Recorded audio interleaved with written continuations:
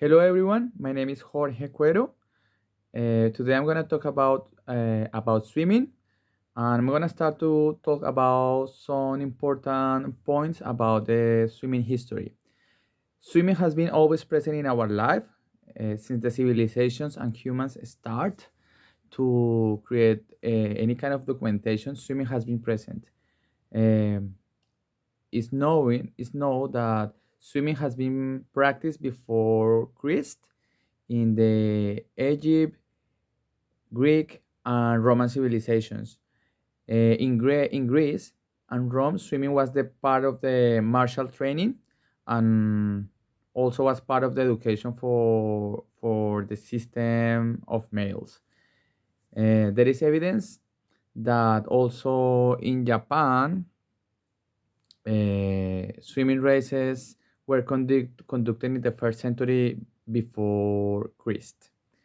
In another important timeline about swimming, the history of the swimming, the first competition of swimmers was conducted in 1515. Also in 1869, in England was opened the first amateur school for swimming. That was start to become more popular in the main cities in that year. In 1896, swimming was included in the program of the Olympic Games, and in 1899, the European Championship was conducted. Then we can start to see how was that recognized as a sport. Was important to encourage to practice swimming as a sport. Um, when the swimming becomes competitive, the competitive swimming become part of the first modern Olympic Games in Athens in 1896, where the four main strokes of swimming were conducted in individual races, which is freestyle, backstroke, breaststroke, and butterfly. Also, during the competitive swimming, it's important to know about seven competitive turns. I got a video in the presentation, in the PowerPoint presentation, that we can see in the end of the presentation if you have more time. How to conduct the swimming training. Okay, as we know, swimming is a really demanding sport, and it's not just practice the drills.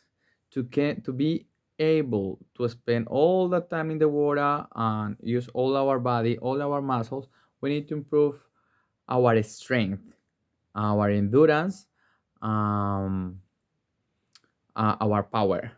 Then the most important in swimming for all the swimmers is the strength training. The strength training is beneficial for competitive swimmers because allowed the important muscles groups to be strength, um, that's gonna help to the swimmers to be faster in the races. The main muscle groups that swimmers should look to strength are latissimus dorsi, pectorals major and minor, trapezius, triceps, abdominal muscles. The core is very, very, very important for the strength and core. Quadriceps and hamstrings. Um, Also, I got another link for a video where we can see with more detail more about the strength training for swimmers. I'm just giving some examples about the main exercises to improve our strength in our group muscles, upper body and lower body. The main exercises that swimmers can practice outside of the water, in the gym, or also functional training, outdoor training, is in the upper body are, for example, bench press, pull-ups, chin-ups, dips, straight bar dips, barbell rows, overhead press, push-ups, cable push-downs, jackknife, planks, Russian twist.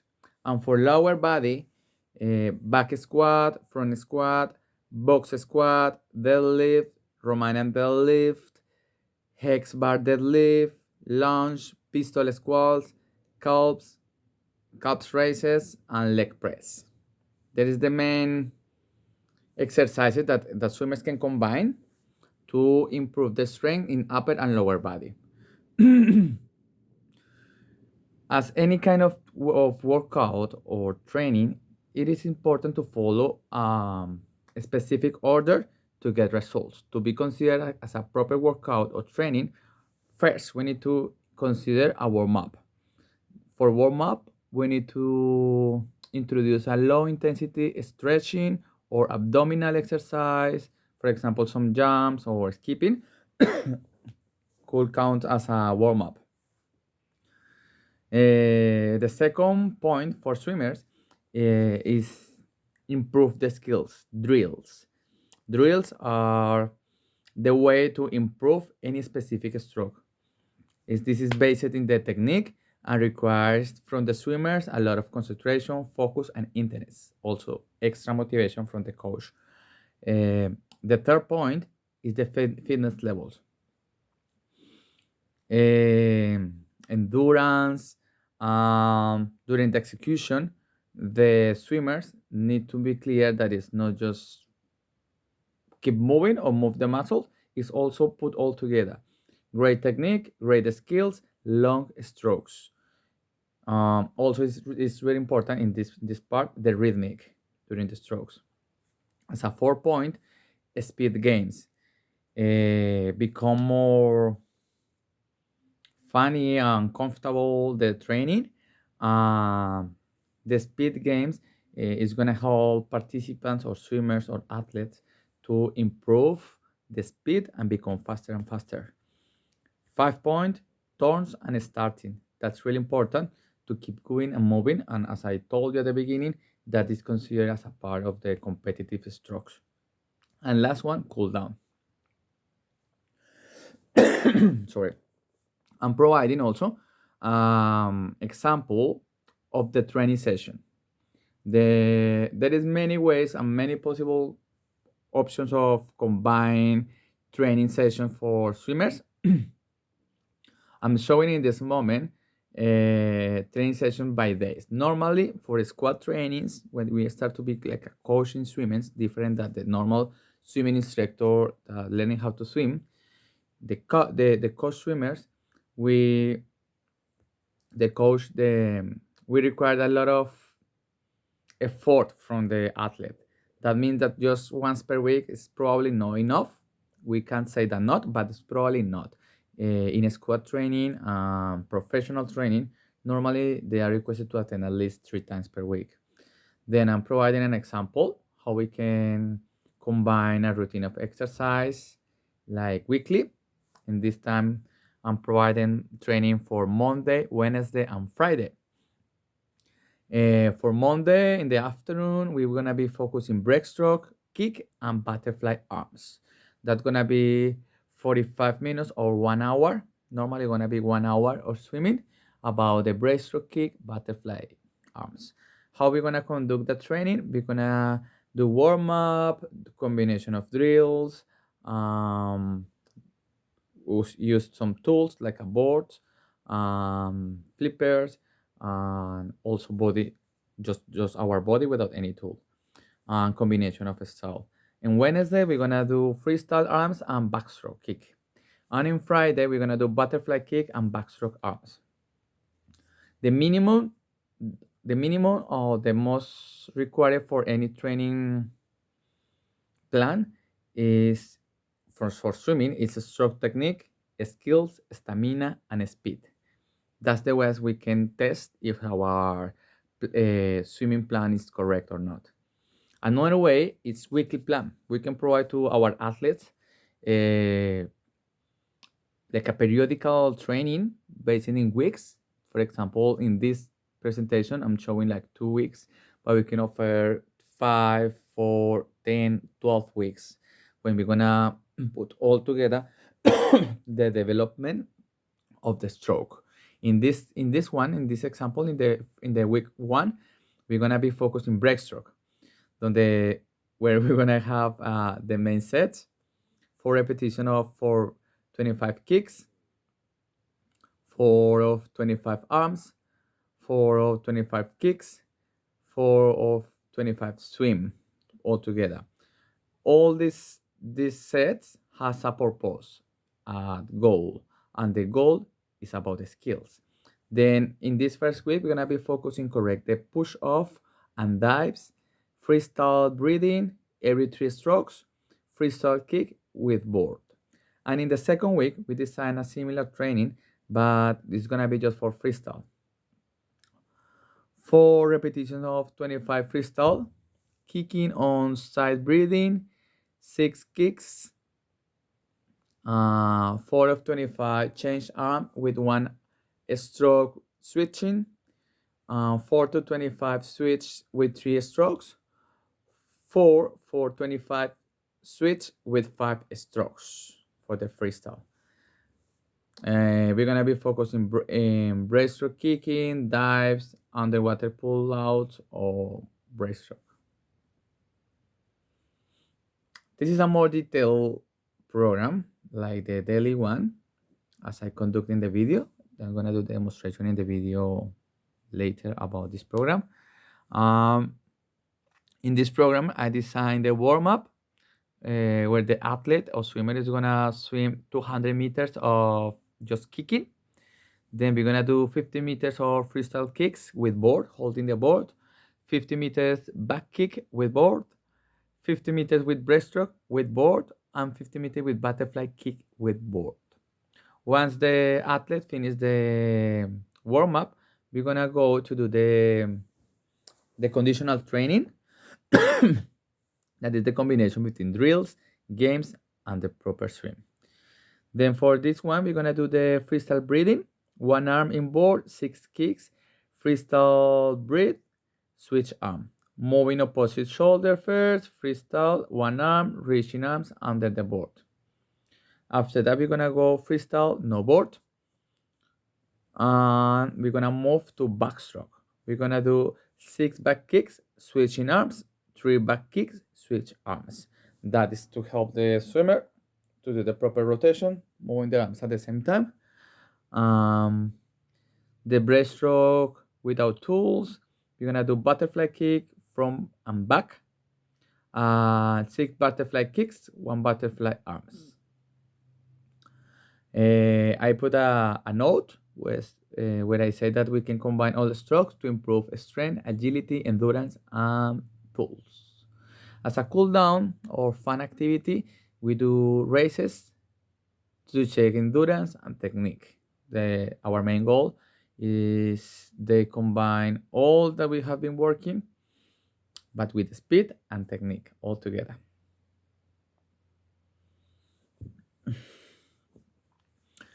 The next point is about how technology impacts swimming. As another sport, it's very notable these days how has been changing the sport or the performance in the sport about new technology that has helped many athletes to get better results. But there is pros and cons about technology, because technology doesn't come just for free. That means that we need money. Then what is discussing these days is that probably just people that who can afford the new technology is the one who's gonna win and gonna be faster and gonna be probably better. And that people is having a main advantage just because of the money, or they can afford and some people cannot afford. But which kind of technology has helped the professional, the swimming staff? Technology about textiles, like the most notable is how they have been changing the materials for the swimwears to make like light and make the swimmer can swim faster. This new technology have tried to mimic the skin of the shark. Then it's called fast skin. It's a biometric material that is based on the design of the shark skin. Reduce the drag more effectively than a smooth surface in the human skin. This new technology was developed between Speedo and NASA, and it's called LCR. These days, it's very common to find this technology in the swimwear that is like a full body swimwear. Is in the Olympics in 2008 in Beijing. Was tested and showed really good results. Where nearly 94% of the races won, and 98% of records broken were done by competitive competitors wearing the suit. In another areas, not just the textiles, also films, uh, that development of new technology is very useful for athletes to record themselves or to register their performance, what they need to fix, how they need to fix, how they looks like. That's a really good thing. And also during the competitions and new technology to can judge better. About training, um, some gadgets or new technology that help the swimmer or athlete to record themselves, the speed, endurance, strength, how fast they are, like if they're sleeping well, how they can improve everything, that new gadgets and technology. During the competitions and training, the design of the pool also helps. The materials, that everything that is around in the pool, everything is designed to make competitors faster and have a better result. In another hand, another aspect to talk is about the coach, the swimming coach. How to become a swimming coach in Australia. Then to be a swimming coach is not that difficult, to be honest. Like they need to get certified first in the water safety water, like the normal swimming instructor, like learning how to swim. After that, they need to do the course for competitive strokes, complete the theory, do the practical hours, and they are assessed, and they can be able to teach squats training and a small group of of athletes for swimming coach. There are different institutions like ASTAC, that is the Australia Swimming Coach and Teachers Association, and also OSWIM, that is in charge to certify new instructors. About the normal day of the swimming coach, I just put one video when we're gonna see how the day of the swimming coach. But what we're gonna see in the video, happy people sharing their knowledge with participants, connecting with participants, and happy to help people to achieve their goals. Thank you so much. That was my presentation about swimming. Thank you so much.